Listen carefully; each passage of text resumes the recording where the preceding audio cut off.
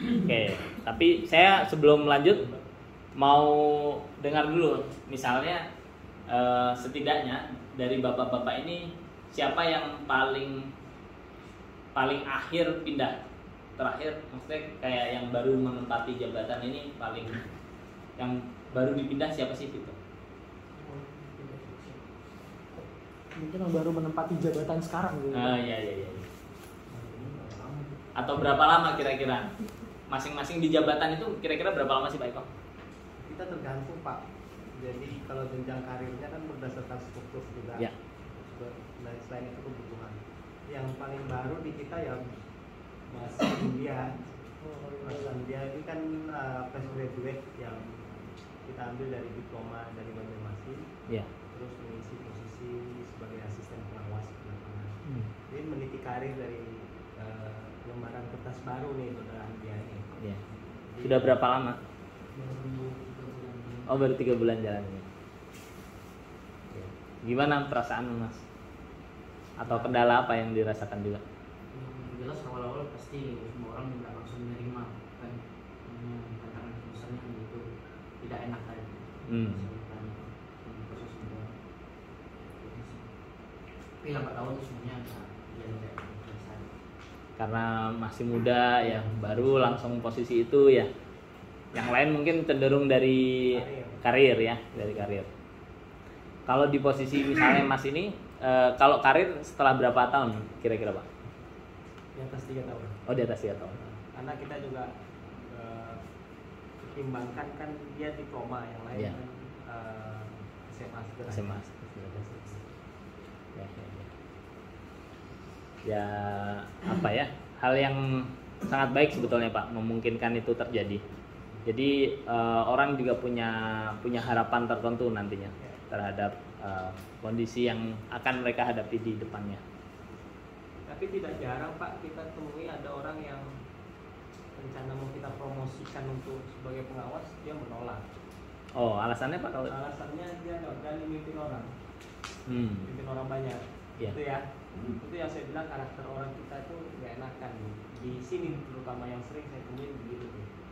Nanti nggak enak mau memerintah, nggak enak mau memarahi dan lain sebagainya. Itu tuh sangat kental sekali di sini.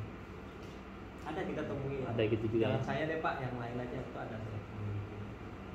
Ya itu mungkin salah satunya nggak memiliki keberanian untuk memimpin. Iya. Ya. Iya sih.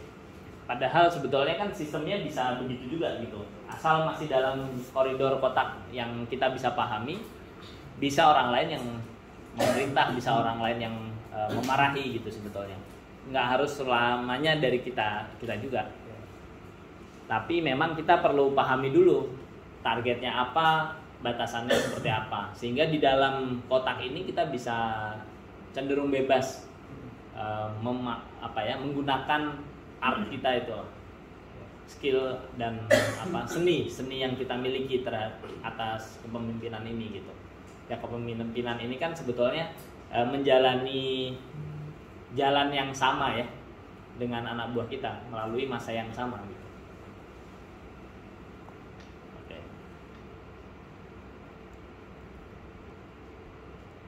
Kita sesi ini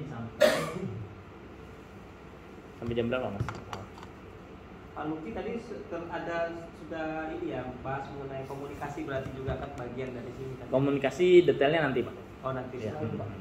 Tapi boleh juga Pak kalau ada concern tertentu. Ya saya sih itu Pak, kita di wahana di sini kan sebenarnya sudah fasilitasi bahwa di awal shift itu ada namanya safety talk 3 menit ya, Ya. teman di lapangan. Safety talk 3 menit ini fungsinya membangun komunikasi 2 arah antara pekerja dengan pengawasnya di lapangan. Ada form yang diisi apa segala macam. Yang saya khawatir dan curigai adalah itu seperti kebiasaan aja Pak, rutinitas gitu. Padahal itu luar biasa manfaatnya menurut saya, juga salah satu trik untuk membangun kita belajar berkomunikasi yang baik. Nanti mungkin bisa disampaikan dulu juga bagaimana cara-caranya. Iya. Karena banyak di antara kita di sini saya yakin tidak confident kalau bicara di tengah orang banyak. Itu penting tuh, karena nanti satu waktu akan berhadapan dengan kondisi itu. Jangan sampai nanti kaki getar, tangan getar, suara terbata-bata. kan Ya. itu yang dihadapi Setuju, kita. Pak. Ya. Itu semata-mata karena tidak terbiasa. Ya mungkin Pak Luki begini bicara di hadapan orang banyak, saya suruh di sini mungkin juga bingung apa yang mau dibicarakan. Tapi karena terbiasa, itu sudah akan dengan sendirinya. Yang penting poin-poinnya kita dapat, sudah dia akan melebar dengan sendirinya. Begitu ya, Pak ya. Setuju, Pak. Ya. Jadi ya nanti itu kita ada wadahnya, maksud saya itu harus dimanfaatkan. Jadi tidak hanya semata-mata oke kita kerjain, bahkan bisa ditanya masalahnya apa. Anak buah kita juga bukan ratusan dalam satu section, mungkin hanya 5, ada yang 10, bisa kita detailkan. Jadi kedekatannya lebih enak, lebih harmonis. Jangan sampai terjadi. Saya tadi juga singgung mengenai ada kasus bapak yang sampai dibawa ke psikiater atau psikolog. Ya. Itu juga pernah terjadi begitu kan, Pak Tarman? Ditempatkan di sana. Hmm. Anggota saya dulu.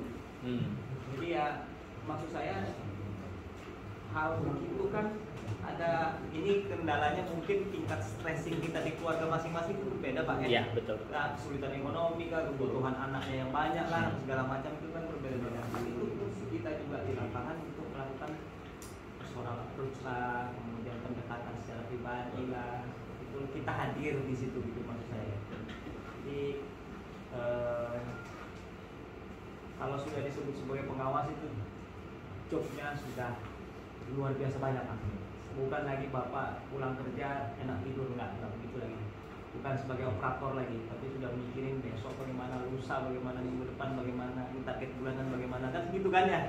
Yang kita pikirin, termasuk juga kalau sudah bicara target berarti sumber dayanya bagaimana, orang kita oke nggak, ada atau ada yang masalah nggak. Kalau ada masalah satu pasti akan timpang.